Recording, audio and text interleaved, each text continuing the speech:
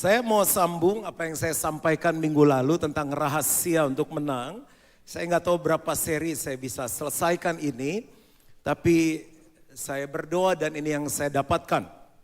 Jadi kalau Bapak Ibu nggak hadir Sabtu yang lalu bisa dapatkan mungkin rekamannya. Rahasia untuk menang. Kalau kita melihat ada orang yang kalah di dalam pertandingan, pertempuran iman, jangan selalu berpikir begini, kan susah kan?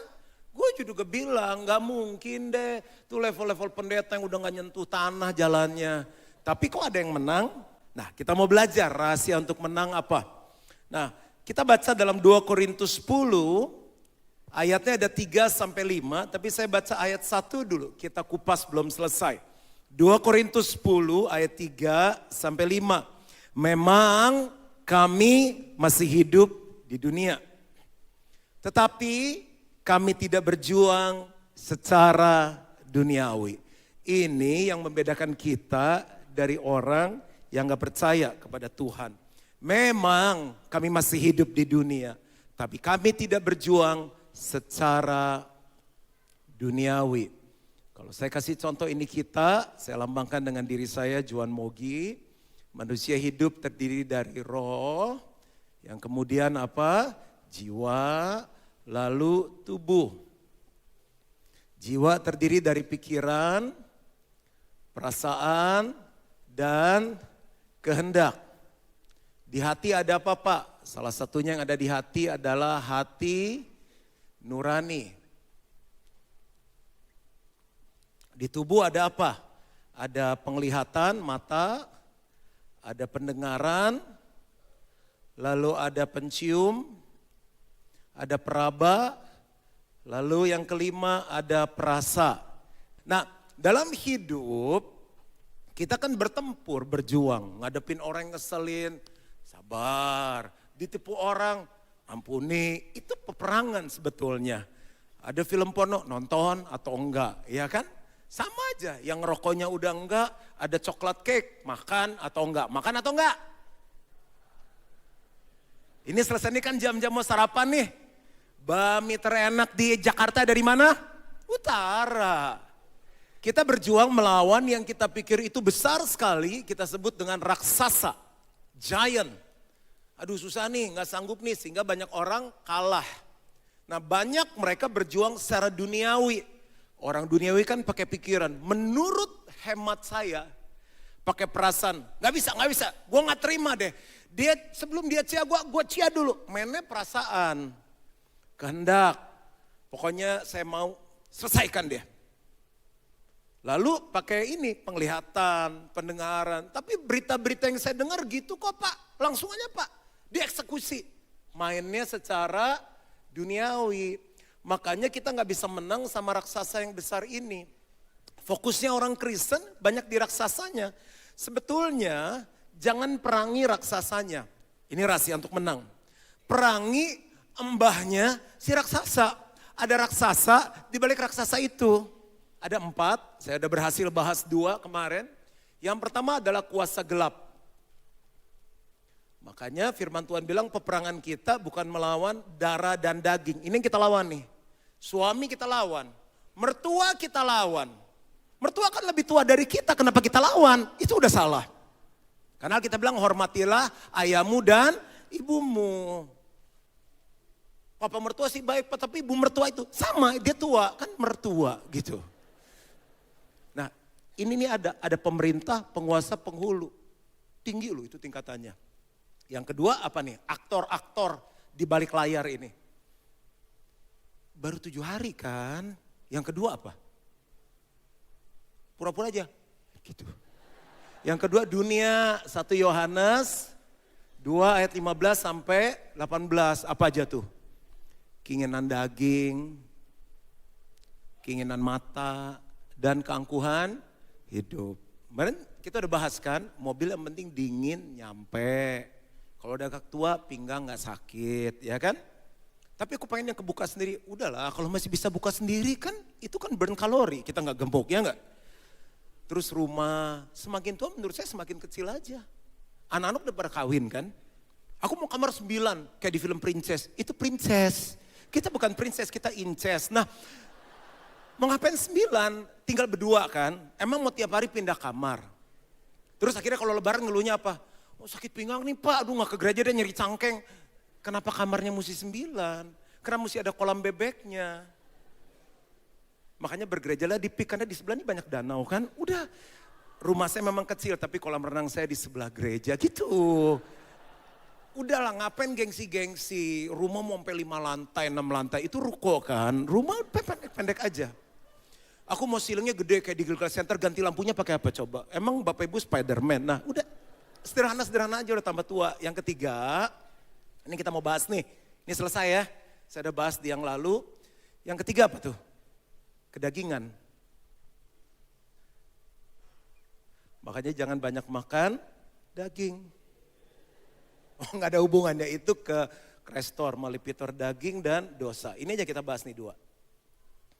Ya, jadi jangan perangin lagi suaminya, jangan perangin lagi pendetanya, rekan bisnisnya, aktor-aktor ini kita mesti lumpuhkan.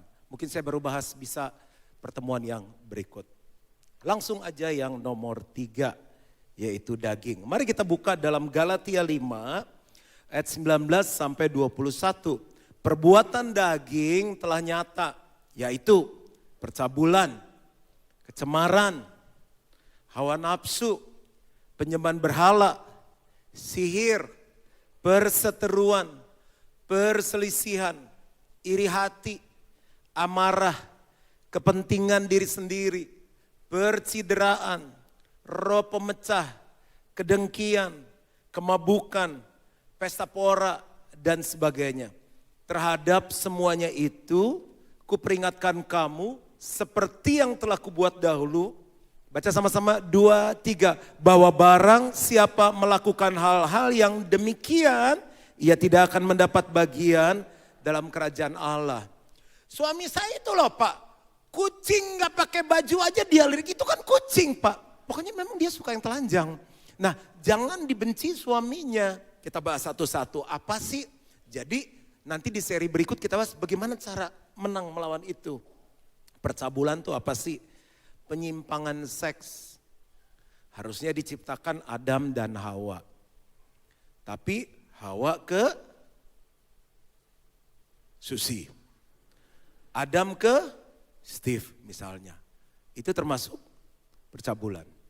Apalagi harusnya monogami. Satu suami, satu istri. Aku gak kawin lagi kok pastor, aku cuma ternak istri, sama aja pak. Itu tergolong peternakan istri termasuk percabulan.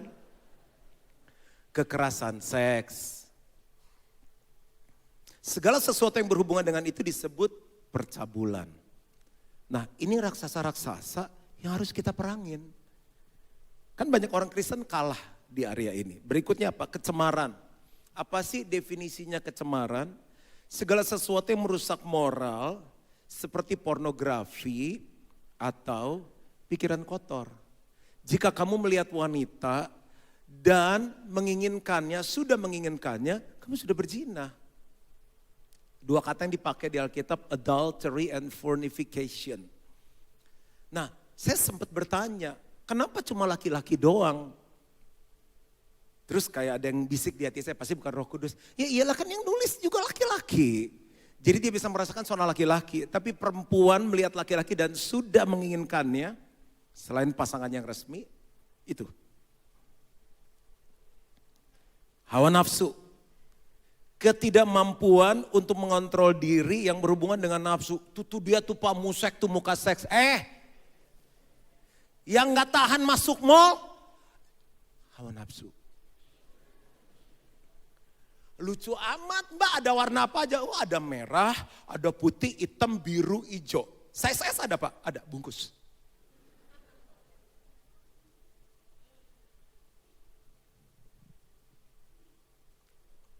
Kudus banget nih jemaat pagi hari ini.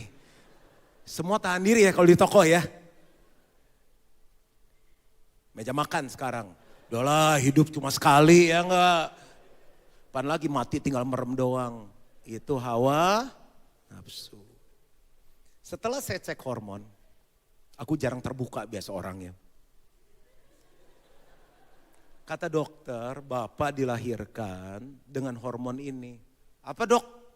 Bapak harus makan setengah dari yang lain, olahraga 2 kali lebih keras dari yang lain hanya untuk menjaga berat badan stabil. Apa dok? Emosi saya. Ya itulah. Saya harus kontrol. Ada yang lemahnya di seks, ada yang lemahnya di lain. Kalau hari Minggu kemarin kan, ada yang lemahnya di meja makan. Pendeta, judi nggak boleh. Apalagi? Berzina apalagi? Korupsi apalagi? Meja makan doang. Tapi itu hawa nafsu. Kalau saya tidak menang untuk itu, hawa nafsu yang menangkan saya. Sehingga saya kolesterol tinggi, saya bisa darah tinggi, bisa kena gula, saya bisa kena stroke. Akhirnya nggak ada yang meneruskan pekerjaan Tuhan. Harusnya selesai di umur 80 mungkin, 40 udah selesai. Ini diterjemahkan di hidup masing-masing ya. Ini kan suka buat kita kalah dalam hidup. Penyembahan berhala. Ini benar-benar berhala artinya.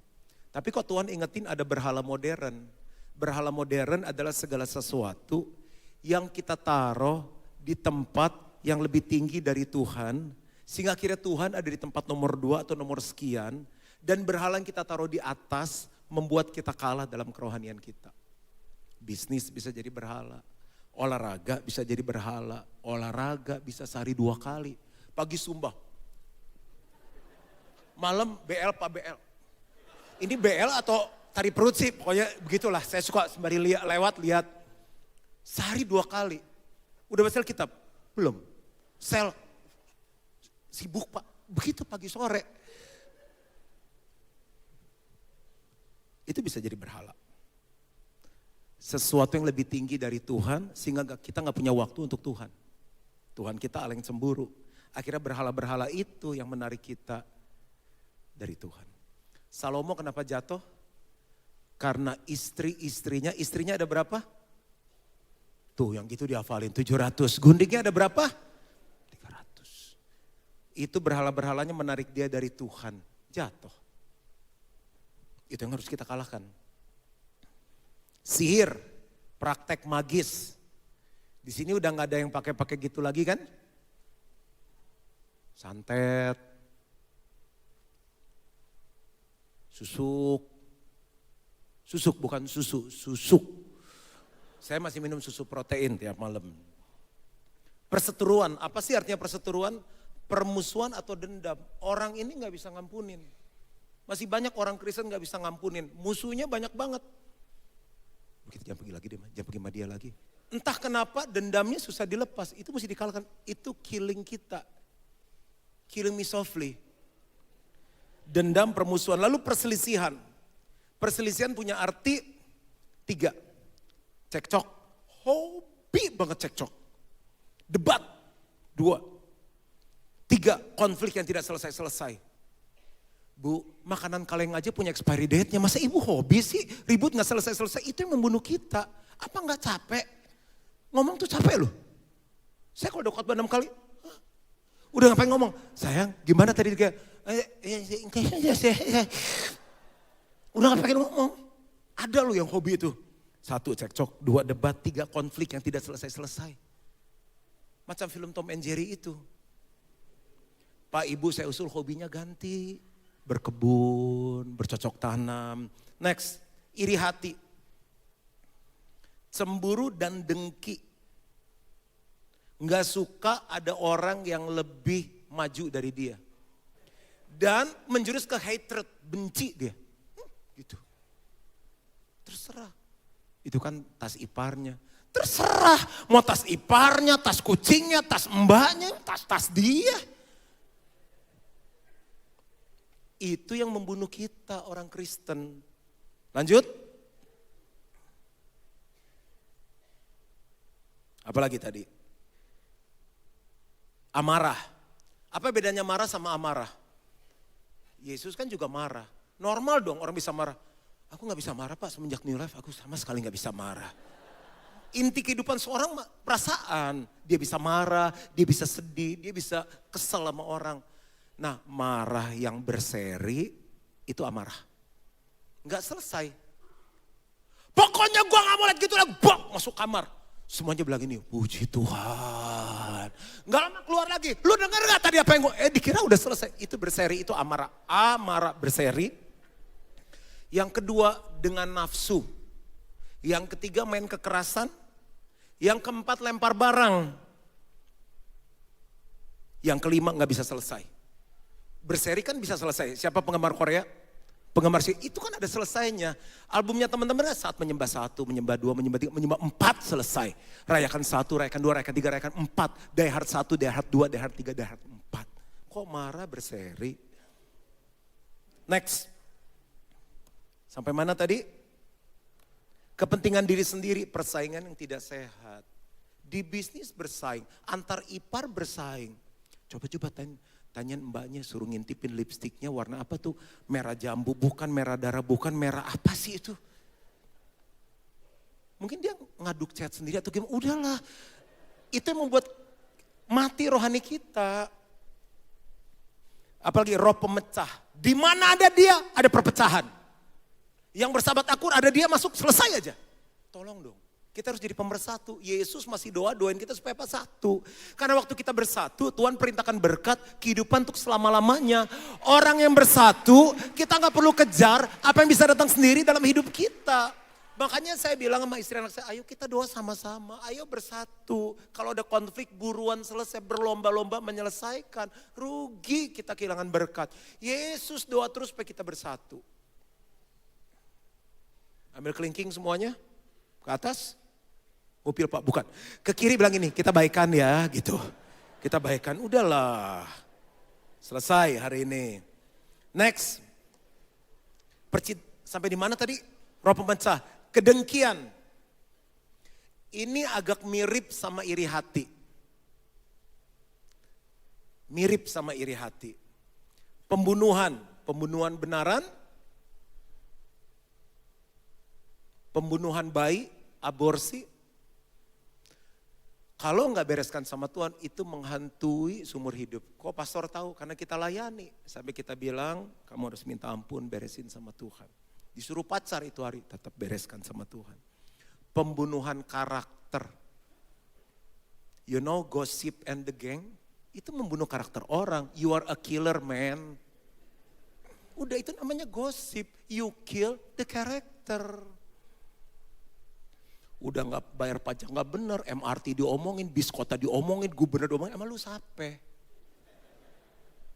Kalau kita jadi presiden tahan apa?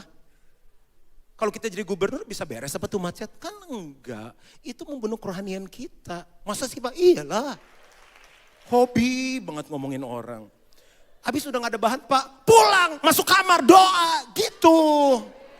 Habis gak ada yang diomongin lagi, lu kebanyakan nongkrong, kebanyakan WhatsApp grup. Sampai udah jempol semua jarinya, diikat sama handphone.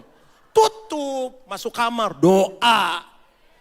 Datang Morning with Jesus. Nah tuh sponsor, terus.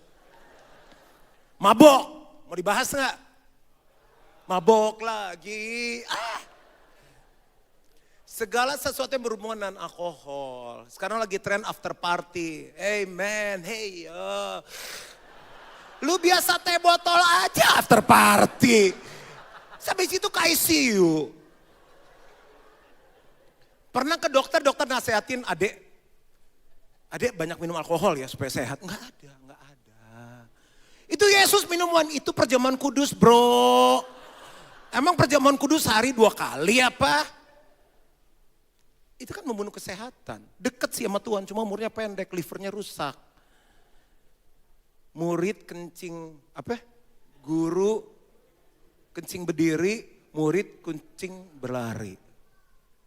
Boleh gak ada tuh, cuma Indonesia. Well sir, the student pee standingly. And the student pee runningly. Gak bisa, boleh gak bisa. Tolong ya. Kita kasih contoh sama generasi di bawah. Kalau, saya sih tahan. Saya udah minum 1 sloki, saya bahas sloki. Lu tahan, anak lu? Kalau terus dia mabok, terus diperkosa sama pacarnya? Dipesa gimana? Panjang dong pikirannya. Yang terakhir pesta pora, dugem.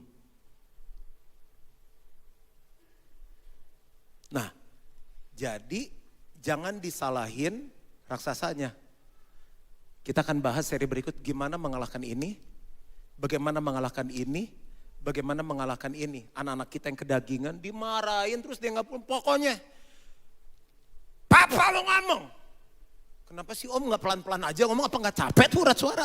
Papa mau ngomong. Lu jangan pulang malam lagi lu. Ngerti nggak? Udah dia pulang pagi kan. Nggak boleh pulang malam. Anak sekarang kan pinter. Jadi jangan anaknya dibenci, dia lari nanti. Jadi lebih dekat sama orang lain daripada sama papanya. Yang terakhir dosa. Terakhir, saya selesai di sini. Ini aktor di belakang layar. Kita baca 2 ayat dan saya selesai. Roma 6 ayat 12-13. Sebab itu hendaklah dosa jangan berkuasa lagi di dalam tubuhmu yang fana. Jangan. Supaya kamu jangan lagi menuruti keinginannya. Selama dia masih ada, dia akan narik terus. Dan janganlah kamu menyerahkan anggota-anggota tubuhmu kepada dosa untuk dipakai sebagai senjata kelaliman. Tetapi serahkanlah dirimu kepada Allah sebagai orang-orang yang dahulu mati, tetapi yang sekarang hidup. Dan serahkanlah anggota-anggota tubuhmu kepada Allah untuk menjadi senjata-senjata kebenaran.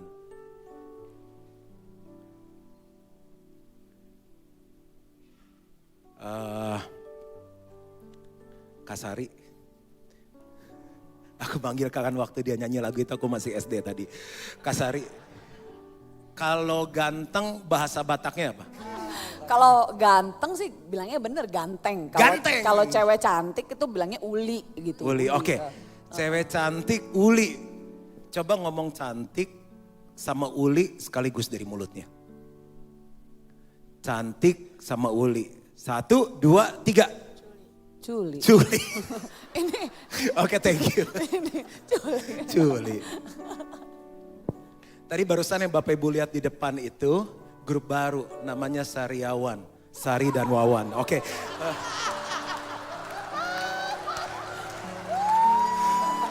Yang gini ya ditepukin tangan. Gue khotbah setengah jam gak ada yang tepuk tangan dari tadi. Itu kan gak Alkitabiah ditepukin tangan. Oke. Cantik sama uli. Nah gini.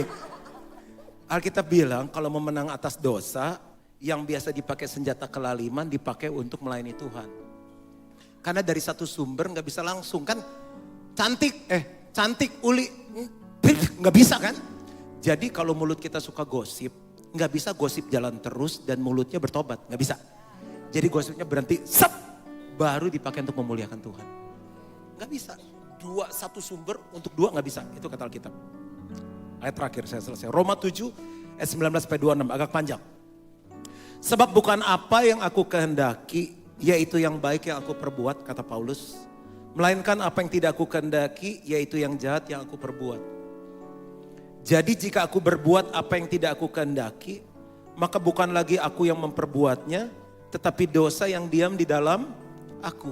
Jadi bukan si mertuanya, tapi dosa, hukum dosa yang menarik si mertua itu untuk terus buat dosa. Bukan suami kita, tapi hukum dosa yang bekerja di dalam dia. Demikianlah aku dapati hukum ini jika aku menghendaki berbuat apa yang baik, yang jahat itu ada padaku. Suami kita diminta berapa, pokoknya mami aku janji aku udah gak mau judi lagi. Gak mau judi lagi. Judi lagi besok. Ada hukum dosa yang menarik dia. Sebab itu dalam batinku aku suka akan hukum Allah. Di gereja mah nyanyinya ampun kenceng om. Pulang berzina lagi. Tetapi di dalam anggota-anggota tubuhku aku melihat hukum lain yang berjuang melawan hukum akal budiku.